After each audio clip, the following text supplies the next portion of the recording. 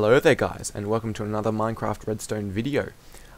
So, I have just got done watching JaRsCrafted's video, his latest one, and in that he made a compact charcoal factory. And I'll link you to the video somewhere around here or down the description. And so he made a 4x4x2 factory. And what it does is it takes your lumber that you've just cut down, your wood, puts into a furnace, cooks it all up, returns the charcoal to a chest, and anything, and if the furnace has used up a piece of charcoal, which it will first off fill the furnace up, and then any excess will sit in the overflow chest, waiting for you to use it for whatever you want to, like torches or anything like that.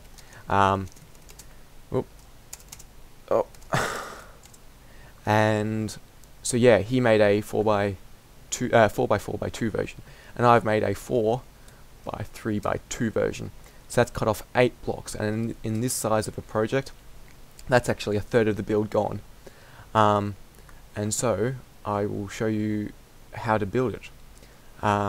So you'll see in my inventory, this is what you need. You need 1 chest, 5 hoppers, 3 droppers, 1 block of redstone, which is crafted with 9 pieces of dust in a full, taking up the full crafting inventory, 2 redstone comparators, 1 piece of redstone dust, 3 blocks of any type as long as they're not transparent, so they must be able to transmit power, 2 chests, and 1 trap chest. And so the starting point is your furnace. You want to locate where your furnace is going to be, and then from there you can build the rest of it. So start off, you want to build, so you're going to have your 3 hoppers facing upwards, and you're going to have 1 next to your furnace, 1 above there, and then you're going to need to build down 2 so that you can build 1 on top of it facing up again. So you can see this bottom hopper, sorry, not hopper, dropper. The bottom dropper is pointing up, same with the middle, and same with the top. Now you're going to get your hopper, and you need to click on your dropper. You need to shift click. See how I'm shifting at the moment? Yep, shifting. And that way you can place stuff with inventories without accessing that inventory. And so that way the hopper is pointing into the dropper and pulling out of the furnace bottom. Then you want to hold shift again and place another one on top of the furnace. That would just be sitting on top there, and that's pointing straight into the furnace, not pointing into this dropper. If you were to click on the dropper, then it would be pointing into the dropper, and you don't want that. Then you want another one around the back here, pointing into the furnace. So you're again clicking on the furnace while shift clicking. Shift click again and point down to that one, so it's pointing into the hopper, and shift click on the side of that hopper to put into there again. So that's your hoppers and droppers there, your 5 hoppers and your 3 droppers. Getting confused yet? Good.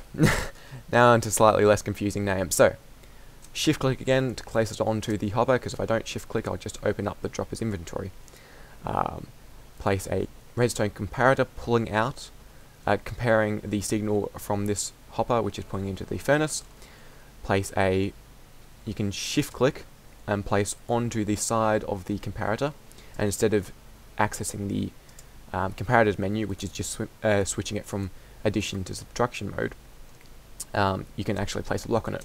Then you need to place a piece of redstone dust on top of there, and a lapis block, again shift clicking on the side of this hopper. Now you want to get your block of redstone, shift click once again and place it there with a redstone comparator pointing into it. Now both of these comparators need to be on it's the default mode. I've forgotten what the term that they coined it as, but anyway, this is normal and this is subtraction. So you want on the normal mode, which is just finding the signal. I don't know what it is. It's comparing anyway. I think that's comparing and that's subtraction. So that's your setup there. Now you just need your chests, which involves placing your 2 normal chests on top of the dropper and on top of this hopper, and then your 1 trap chest here. And the reason we're using different types of chests is because if I were to place a normal chest here, you can't. No matter how hard I try, because of Minecraft's rule of can't have adjoining normal chests. Oops. So that's why we use the alternate chest, and that will work just like that. Now, this is going to be, there's some frames. Whoop. You can frame this. This is going to be your wood chest, and this is going to be your coal chest. And get these in here. So wood chest here, coal chest here. So to start off the machine, all you need to do is open your coal chest and dump in a couple of pieces of coal. Once that's through, what it'll try and do is it'll try and fill up this furnace. And until it's filled up the furnace, it won't stock anything in here. And now, as I put in oak into this one, wood into the wood chest, it will feed down through this hopper into this chest, into the furnace, and start filling it up, and it will start cooking it. Then, once it's cooked, it's going to pull it out of the bottom here. You'll see it flash quickly. There you go, flashed quickly. It went into this dropper. Now, you'll see when this is cooked, you'll see another flash into here, flash into here. Oh, why isn't this working? Oh, alright, it won't. Right, okay. What you've got to do actually is you've got to have a stack and 2 of charcoal to start off the machine. If I just chuck another stack in here, just because of the way that I've got this set up, this block needs to be powered most of the time. You can see as it's pulsing through, it keeps on trying to stop this hopper, and I'll explain that further a little bit later on the video. So wait until this is filled up. It's getting there, and I'll show you that it all ticks through nicely. And right, so you can see that there are 64 charcoal in here, and now as it gets pulled out of here, put into here, put into here, put into here, and then straight up into here. And you can see we're starting off with 11 charcoal, and well, not starting off, we've already cooked up some. You can see there's 12 charcoal. We just finished one, and so that goes up. And so the way that this works is I've got a comparator here, and comparators actually update blocks in front of them when they're getting powered, and this is feeding into the side of this block, which means it's trying to compare it to something, and so it keeps on trying to put an output. And it's kind of butted. This redstone here is powering this dropper, and this redstone dust is powering this block, which is powering this dropper, and which is advertently powering this dropper. So I believe it's working off a bud, but anyway. And as it goes in there, these are all powered, so as soon as they receive an update, they'll shoot it up into each other and then straight up into this chest. You can see we've got 16 charcoal already.